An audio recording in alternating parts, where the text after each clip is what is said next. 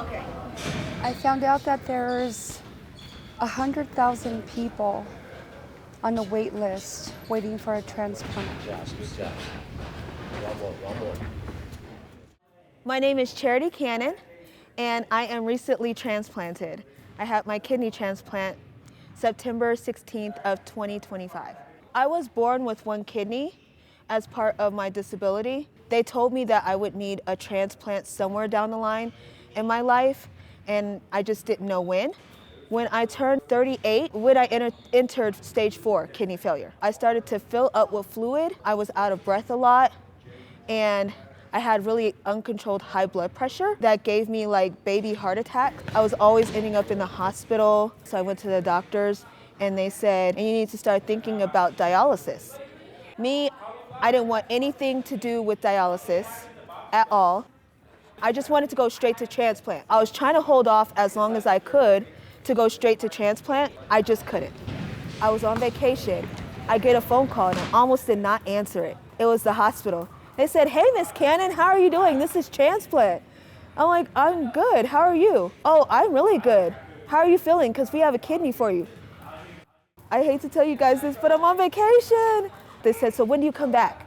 And I said, "I come back Monday." "Well, let me talk to the surgeon and we'll call you back." They called me back a few hours later and said, the surgeon said because the patient is on life support, if you can get back before 8 p.m. on Monday, you can have your kidney.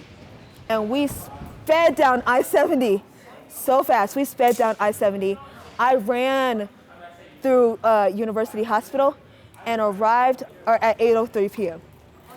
I was like, I'm here.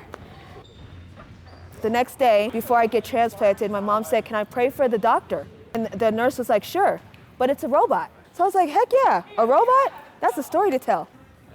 I picked the robot, I had to sign off on it. When they're wheeling me back into the OR, it is something like out of a sci-fi movie because the robot is like 7 feet tall. There's doctors everywhere, doctors in lab coats everywhere. It's like 7 feet tall and it has like all these tentacles hanging down.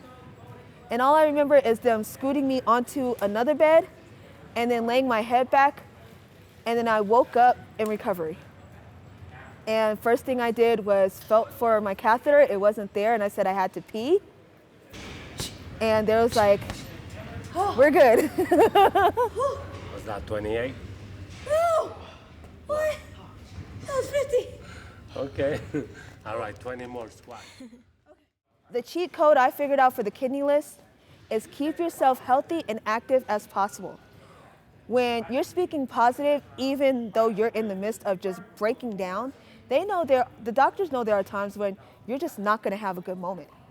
But if they see you trying, if they see you making all your appointments, if they see you doing your treatments like you're supposed to, actually trying to fight for your health, that gets you at the top of the kidney list.